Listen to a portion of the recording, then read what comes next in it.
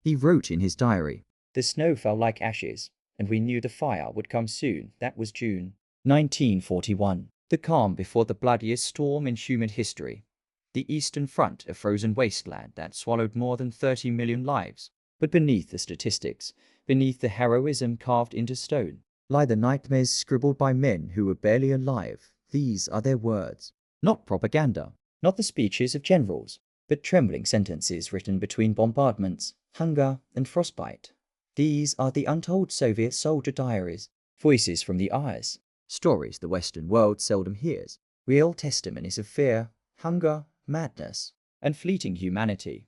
Welcome to WWII Nightmares. Every week, we uncover the raw, unfiltered human stories from the darkest hours of history. If this is your first time here, subscribe and join us as we shed light on the horrors behind the headlines. At dawn. On June 22nd, 1941, the world ended for millions of Soviet soldiers. Operation Barbarossa, the largest invasion in human history, began with the scream of engines and the thunder of artillery. Over 3 million German troops poured across the border. The Soviet Union was caught unprepared. Its defenses shattered within hours. Many of those on the front lines were only 18 or 19 years old. They carried rifles older than themselves. They were told they were fighting for the motherland, for Stalin, for socialism, for victory. But what they saw instead was chaos, betrayal, and the beginning of a nightmare that would last for long years. They told us the Germans were weak, that we would drive them back in days. But I watched our officers flee. I watched my friends burn in their trucks. We didn't fight for glory. We fought to stay alive. Private Ivan Petrov, 12th Rifle Division, Summer 1941. Petrov's diary was found decades later in a barn outside Smolensk. He never made it home.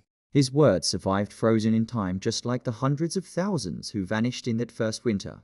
The early days of Barbarossa weren't just a military collapse, they were psychological annihilation. Entire Soviet divisions disappeared in days. Towns burned to ash under relentless bombing. And yet, even in retreat, men wrote. Because writing was the only act of control they had left, we're told to stand firm. One soldier wrote. But firm on what? The ground itself feels like it's slipping beneath us. These fragments scribbled on ration cards and scraps of paper tell us something no documentary can. The war wasn't just fought with guns. It was fought with sanity. As the Germans advanced, Soviet soldiers faced impossible orders. Retreat was treason. Surrender meant death. Or worse. Even before Stalin's infamous order of not one step back, fear ruled from both sides. I saw my comrade shot by our own officer. One entry reads, he tried to run, his feet frozen, his will broken. They called him a coward. But we all wanted to run. That's what makes these diaries so haunting. They aren't about glory. They're about survival. And about losing humanity in slow motion. The average life expectancy of a frontline soldier in 1941 was measured in days. Many didn't even have winter uniforms when the frost came. Temperatures fell below -40. Fingers blackened. Weapons jammed. Men froze where they stood, but still they wrote. On scraps of paper, on the backs of letters, in stolen notebooks. Anything to leave a trace that they once existed. We no longer feel hunger or pain, one wrote. Only emptiness. The snow covers the dead. We envy them. Imagine that. Envying the dead because the living nightmare was worse. The first winter of the Eastern Front turned men into ghosts. Yet the machine demanded more. The Soviet state needed heroes, not broken men. Diaries like these were forbidden. Anyone caught writing could be executed for defeatism. So most wrote in secret, sometimes in code, sometimes just to talk to themselves. If I die, one wrote, let these words be my witness. We were human once. That's why these diaries are sacred. They survived not only the war, but censorship. The state wanted victory. These men wanted to be remembered, and tonight we remember them, not as faceless soldiers in newsreels, but as sons, fathers, lovers. Terrified young men writing by candlelight while the world around them burned. The next pages of their diary speak of frostbite, starvation, betrayal, and the slow descent into madness. Before we continue deeper into the ice, make sure you've subscribed and turned on notifications. Every week, we bring lost human stories back to life. Tell us in the comments below, what would you do if you stood in that frozen trench? Would you write? Would you run? Or would you fight? The diaries say that the first to die were the dreamers, the ones who believed the war would be quick. The ones who still thought glory existed. By autumn 1941, the delusion was gone. The soldiers who had marched out of Moscow singing anthems now shuffled through mud, frost, and despair. They didn't sing anymore. They whispered.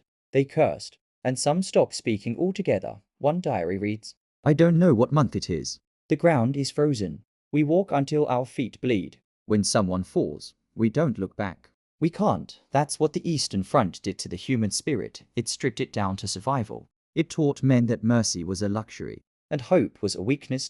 In the early days of Barbarossa, propaganda had promised an easy victory. Drive the fascist beast into the ground, they were told. But when the Wehrmacht reached Smolensk, Kiev, and Kharkov, entire Soviet armies ceased to exist. Hundreds of thousands captured, thousands more wandering lost in the forests, starving. One survivor wrote, the officers vanished first, then the food, then our belief that anyone knew what was happening. They called it the summer of betrayal. By November, the snow came early, thick, relentless. German tanks froze, horses died in the fields, and the soldiers both sides began to understand that winter was the true enemy. A Soviet corporal recorded in his diary, we are told the frost will be our ally, but it feels like it wants us all dead. The illusion of strategy, of control, shattered. The Red Army wasn't fighting a war anymore, it was fighting the cold, the hunger, and the weight of its own orders. One of the most haunting entries came from a 19-year-old recruit named Alexei Ivaronov. He wrote, they say the motherland is proud of us. I wonder if she would still be proud as she saw what we do to survive. Then he describes killing a stray dog with a bayonet, not for cruelty, but for food. He ends the entry with only 3 words. I feel nothing. That's how soldiers changed. Not overnight, but gradually until feeling nothing became the only way to keep going. Letters from home often arrived too late. Some were found unopened in the pockets of frozen corpses. One soldier wrote to his wife, don't cry for me. Cry for those who will come after. He never mailed the letter. Someone found it months later in a trench outside Vyazma, folded neatly beside a photograph of his daughter. In every war, there's a moment when soldiers realize the cause isn't what they thought it was. For many on the Eastern Front, that moment came in the first winter. The propaganda had promised glory and vengeance. But in the diaries, there's only exhaustion. And questions. One wrote, they say we fight for Stalin, but Stalin isn't here. He doesn't feel the wind. Another wrote, we were told the enemy is evil, but hunger makes us the same. That's the collapse of illusions. When the slogans fade, and only the human voice remains trembling, uncertain, afraid. The winter of 1941 was the coldest in decades. Men wrapped themselves in curtains, in straw, in the clothes of the dead. Frostbite blackened their hands before they could even load their rifles. They fought not for orders, not for ideology, but for another sunrise.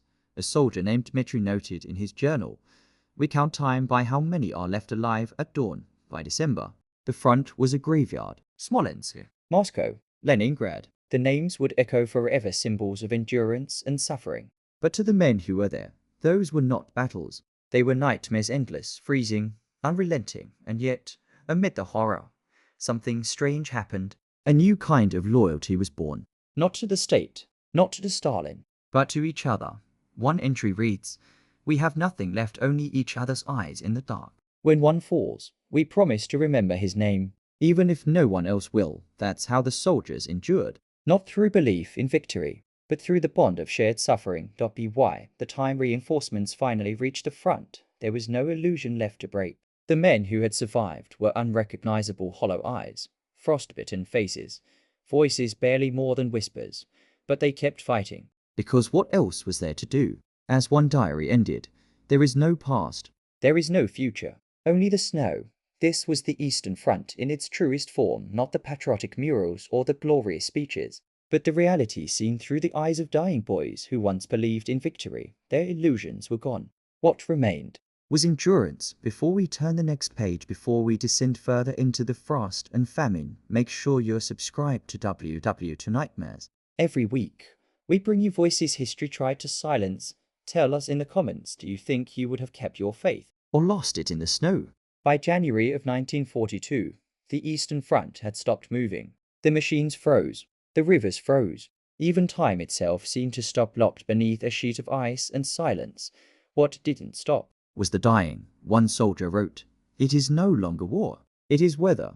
The cold kills more than the bullets. The Eastern Front became a frozen inferno, not a fire, but a frost, hunger, and madness. And inside it, the diaries began to change. The writing grew smaller, weaker. The sentences shorter, more desperate. Words fading away like breath in the snow. A medic named Viktor Makarov recorded in his notebook. The frostbite eats through the skin. First, the fingers, Then the feet. the men scream not from pain, but from silence. They scream so they know they are still alive. He wrote that morphine was gone by November. By December, the only anesthetic left was vodka, and even that was frozen solid. In those months, the human body became an experiment in endurance. Men learned what it meant to be truly cold. Not the chill of winter, but the cold that crept into the bones, into the mind, into the soul. Another diary entry reads, "We don't sleep. We just close our eyes and wait for dawn. If someone stops shivering, we know he won't wake up. The cold was not an enemy you could shoot. It crept under uniforms, into wounds, through the cracks in dugouts. It whispered to the men, 'Lie down. Rest, just for a moment.' Those who listened never got up again. A survivor later recalled that every night sounded the same. The wind, the groaning of ice, And sometimes, a single shot in the dark. He said, we used to count them. 1, 2, 3. Each shot meant another man had given up, and still, the diaries continued. Written with trembling hands, with pencils so short they were held between frozen fingertips. One wrote, "The snow glows under the moon. It looks peaceful, but under it are bodies." Another scribbled, "The frost has a sound, it cracks like bones." These were not metaphors. They were descriptions, blunt, brutal, real. The soldiers on the Eastern Front lived in holes dug into the earth. They burned anything they could find, wood, furniture, even books, just to stay alive another night. And in the flicker of that fire, they watched their shadows dance on the walls like ghosts. WWII February. Starvation joined the cold. Rations had collapsed. Men boiled leather belts to make soup. They chewed frozen horse meat when they could find it. And when there was nothing left, They looked at each other. A single line in one diary chills more than any battlefield report ever could. It says, "We eat what we must. Do not ask." The handwriting stops after that sentence. The soldier's name was never found. Another entry, written by a lieutenant, reads, "I gave my last biscuit to a boy who couldn't stop crying. He thanked me once, then stopped breathing an hour later. Even mercy froze in that winter. But the most haunting thing wasn't the death, it was the apathy." Men stopped reacting to loss, stopped mourning, stopped caring. A captain wrote, "We bury them in the snow without names." By spring, even the graves are gone, and yet amid all of this, a strange defiance began to grow.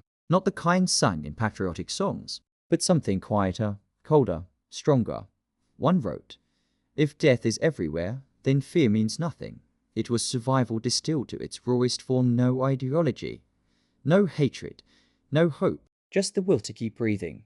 The diaries also reveal moments of eerie beauty. A soldier described the northern lights flickering over a battlefield at midnight. He wrote, "It looked like the sky was on fire. For a moment, it was almost beautiful. Then the shelling began again." That's the contradiction of the Eastern Front, horror and beauty locked together. Like frost on blood as spring approached, thaw brought no relief. It only revealed what winter had hidden. Rotting corpses surfaced through the melting snow. The smell was unbearable. FLIs returned before hope did. A young recruit wrote, "The snow is melting. The earth is giving back its dead." For many, that was the true horror, realizing that nature itself was indifferent. It froze them, thawed them, swallowed them, and kept going. The frozen inferno left no one untouched. Even those who survived it were never the same again. Their hands would never stop shaking. Their eyes would never stop searching the horizon for movement. One survivor wrote years later, "The frost never left my bones. Even in summer, I feel it." That was the curse of the Eastern Front. It didn't just kill the body. It haunted the survivors forever. Before we turn the page to the next chapter of these nightmares, make sure you've subscribed to WWII Nightmares. Every week, we bring you the voices history tried to bury unfiltered, unforgotten. Tell us in the comments, could you endure the cold, the hunger, the silence? Or would you have welcomed the frost? By the spring of 1942, hunger had become the only language left on the Eastern Front. It spoke louder than orders, Louder than fear. louder than hope. Every diary from that time mentions food or the lack of it. But what those words describe goes far beyond hunger. It was starvation deep, gnawing, and endless. A slow execution carried out by cold and time. One soldier wrote, "We no longer dream of home or victory. We dream of bread." Another scribbled, "The word hunger has no meaning here." It is everything at the height of winter. Daily rations fell to barely a few hundred calories, sometimes just a handful of flour mixed with snow. The soldiers called it the paste. They would chew it slowly, pretending it was soup when supplies ran out. They ate whatever the land allowed: bark from trees, Boiled leather belts, dead horses, and even candle wax. One diary says, "We boiled our boots." It tasted like earth and despair for some. Hunger turned into madness. Men hallucinated feasts, imagined ovens and kitchens waiting at the next trench. They would wake up chewing on their gloves. A nurse named Anna Sokolova wrote, "The men no longer look human. Their eyes are black holes. Their bodies move, but their souls have gone." Her last entry simply reads, "I can't write anymore. My hands shake too much." No one knows what happened to her. The diaries from the siege lines are the most horrifying. Leningrad, Stalingrad, The pockets of encircled troops. Thousands trapped without food for weeks, surrounded, forgotten, starving in the ruins. A soldier in Stalingrad wrote, "The living envy the dead." We no longer fear the bombs. We fear the morning, when we wake and there is nothing to eat again. Another wrote, "I have stopped counting the days. I count the meals I didn't have." As starvation deepened, soldiers began to lose not just strength, but memory. They forgot their own names. Forgot commands. Forgot why they were there. One survivor recalled, "We were no longer soldiers. We were animals searching for something to chew." That's when desperation began to replace discipline. Men deserted. Some fought over crumbs. Some disappeared into the forests, never to return. And some committed acts too dark to be written clearly. In one diary, the handwriting changes jagged, frantic. It says, "We eat what we must. May God forgive us." The page after that is blank. Only a faint brown stain remains. Historians don't speculate. They don't have to. The Eastern Front devoured everything: food, faith, and the very idea of morality. Letters from home became a form of torture. They described warm kitchens, family dinners, bread. Soldiers couldn't bear to read them aloud. One man wrote, "My wife sent a picture of our table. I burned it. I couldn't look at it." That act, burning a photograph of comfort, was its own kind of survival. To remember warmth was to die of longing, and yet, even in the pit of starvation, the human heart found strange ways to resist. A soldier near Tikhvin wrote, "I traded my only cigarette for a crust of bread. We shared it. 5 men. It was the best meal of my life." That single crust passed from hand to hand became a symbol of life, Of defiance. of a stubborn refusal to vanish. But hunger did not just destroy bodies. It reshaped souls. Many who survived the front carried the scars of starvation for decades. They could never again waste food, never leave a plate unfinished. The taste of scarcity haunted them forever. A veteran wrote years later, "After the war, I always kept bread in my pocket, even when I didn't need it. Because somewhere inside, I was still starving." The diaries from that season of hunger end abruptly. Not because the men stopped writing, but because their hands could no longer hold a pencil. The last legible line from one reads, "If these words survive, tell them we did not surrender. We just ran out of strength." And then, nothing. Hunger and desperation. That was the true battlefield of the Eastern Front. Not the trenches, not the tanks, but the empty stomachs and hollow eyes of millions. This was not the war of generals or borders. It was the war of the human body, losing slowly, painfully, inevitably. Before we continue, take a breath. You've just heard the voices of men and women who starved in silence, so that others could tell their stories. If you haven't already, subscribe to WWII Nightmares and keep their memory alive. Every week, we unearth the words history tried to bury. Tell us in the comments, what would hunger turn you into, a survivor or a ghost? Coming up next, when a soldier is captured, war doesn't end for him. It only changes shape on the Eastern Front. Captivity was not mercy. It was another battlefield, one fought behind barbed wire, in shadows, with hunger, disease, and despair as enemies. The diaries and letters that survived from Soviet prisoners are rare, almost forbidden. But what they reveal is a chapter of the war that still whispers through time. A Red Army corporal wrote in pencil on scraps of cement paper, "They said we are lucky to be alive, but I don't feel alive." He was captured near Kharkov in 1942. His diary smuggled out years later describes the camp like this. It is not a camp. It is a waiting room for death. Prisoners were herded like cattle barefoot, frostbitten, wounded. They marched for days without food, collapsing along the roadside. Those who fell were left for the crows. One man wrote, "The snow behind us was red. The snow ahead endless. In captivity, uniforms were stripped away. Names became numbers, and the line between man and animal vanished," a Soviet lieutenant recalled. "We were ordered to dig our own graves as exercise." Some didn't wait for the order to stop. The German camps on the Eastern Front were not just prisons. They were designed to break the will, to erase identity. One diary describes the morning routine. Roll call at dawn. 1,000 men. 900 rise. 10 never move again. The guards didn't shout. They didn't need to. Silence did the work, but even in captivity, the human voice refused to die. Prisoners began whispering poems, stories, memories of home, passing words like contraband, trading hope like currency. One man recited Pushkin's verses every night. Another taught others how to write using bits of charcoal on the walls. A secret act of rebellion. A quiet declaration.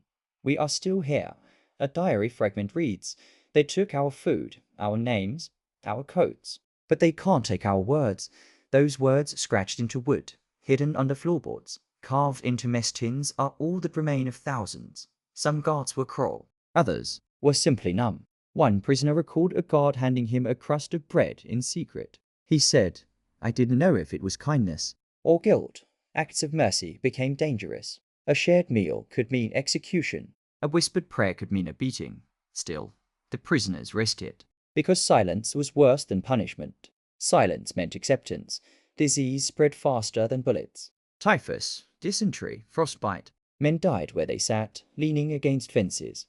Eyes open, waiting for morning. A survivor wrote, "You can tell the dying by their eyes. They look at you, but they don't see you anymore." Another wrote, "The air smells of rot and iron." We breathe in death and exhale memories. He never made it out. His words did not as months turned to years. Hope became abstract, a thing no one mentioned aloud. The prisoners began to talk to ghosts instead. A diary fragment from 1943 reads, "I speak to my brother every night. He died last year, but in here, he still answers. These hallucinations or perhaps memories kept them human, even as their bodies decayed." Then, one day, liberation came, or something that looked like it. But for Soviet POWs, freedom was not salvation. Many were treated as traitors when they returned home, accused of surrendering rather than dying. Their suffering was denied, erased, buried under politics and pride. One man wrote after his release, "I survived the enemy, but not my own country." Another wrote, "Home feels foreign. The walls are too clean, the silence too kind." The diaries end not with triumph, but with emptiness. One final line reads, "The camp is gone, but I am still there." Those words echo through time, a voice caught between two wars, the one outside the fence, and the one that never ends inside. These are the voices in captivity, men who lived as shadows. Remembered only through the words they risk everything to write.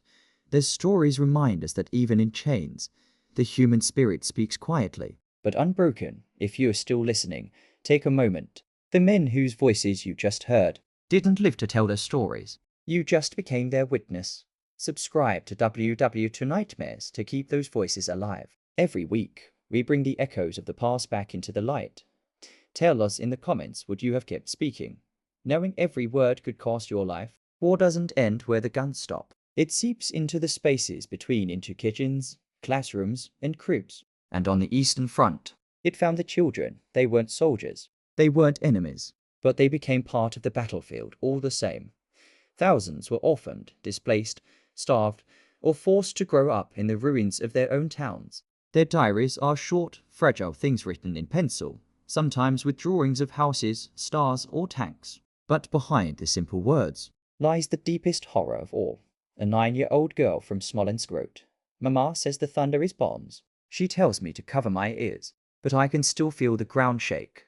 She drew her house next to that line, smoke rising from the roof. The next page is blank. A boy named Michael kept a notebook for a single purpose, to count the days since his father left for the front. His last entry reads, "Day 213. I think he's not coming back." Mama doesn't cry anymore. The handwriting stops halfway through the word no. No one knows what happened to him. For many children, survival meant silence. They learned not to cry, not to speak, not to move when soldiers passed by. One survivor remembered, "We became ghosts before we even died." Another child wrote in a village diary, "The soldiers gave us candy once. It was soap. We laughed because it tasted strange. Then we stopped laughing." These are not the words of fiction. They are the voices of those who lived through what no child ever should dot in the frozen ruins of Stalingrad. Children searched for food among corpses. Some followed stray dogs because the dogs knew where to find scraps. One girl, only 12, wrote, "I want to be a dog. Dogs can run. We cannot." Her diary was found decades later in a half-collapsed cellar. The last page is stained, as if by rain or tears. The Eastern Front did not just destroy families. It raised a generation without childhood. Many became partisans, child messengers, scouts, or spies. A boy named Yuri, age 14, wrote, "I carry notes under my shirt. They say it helps the war. But when I sleep, I see faces of those who didn't wake up." He was executed for sabotage 3 weeks later. His diary ends with a single line, "Tell my mother I wasn't afraid." For those who survived, the memories never healed. A woman who was 8 during the war recalled decades later, "Every time I hear thunder, I hide under the table. I know it's just weather, But my body doesn't. Psychologists call it trauma. but in her voice, it was simply habit, the war still living inside her."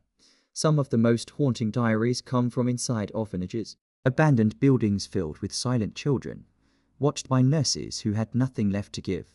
One note found on a bunk bed reads, "My friend is gone." They took him to the hospital. No one comes back from the hospital. The handwriting trails off into scribbles as if the child fell asleep mid-sentence. Yet even here, among ashes and fear, the human heart refused to die. One boy, nameless, maybe 6 or 7, drew a picture of the sun. Underneath, he wrote, "When the war ends, I will go outside." He didn't know that the war would last 3 more years. But that small sentence Is everything. Hope. Fragile as paper. Surviving in the darkest place on earth, when Soviet troops finally reclaimed the ruined cities, they found more children than adults. Many didn't speak anymore. Some didn't remember their own names. The soldiers called them the little ghosts. A veteran later said, "We thought we were saving them, but they were the ones saving us, reminding us what humanity looked like."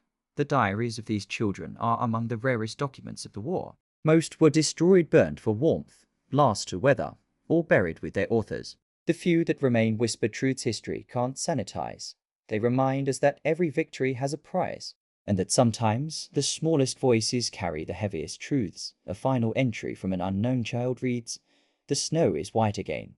Maybe that means it's over. No date, No name. just words. But those words might be the truest testament to survival. The children of war, they didn't choose sides. They didn't wear uniforms. They just tried to keep living in a world that forgot how. If this story moved you, keep their memory alive. Subscribe to WWII Nightmares, where every week we uncover the human stories history tried to forget. In the comments, tell us which is worse, to lose your childhood or to remember it too well. Stalingrad, A city that became a graveyard before it ever became a victory. Between 1942 and 1943, more than 2 million men fought for a few frozen streets, shattered factories and broken stairwells. but behind the history books are the ghosts, the voices that never left those ruins, the words scratched into walls, whispered in cellars, buried under rubble, the human sound of hell on earth. A Soviet soldier wrote on the inside of a burned notebook, "We fight for each floor, each room, each heartbeat." Another scrawled in pencil on a brick, "If I die, Don't bury me." the earth is already full." These are not just soldiers' words. They are confessions of men who saw the world collapse and kept fighting anyway. The city itself was no longer a place, it was a sound. Artillery thundered day and night. Buildings screamed as they fell. The air was so thick with dust that sunlight came through grey.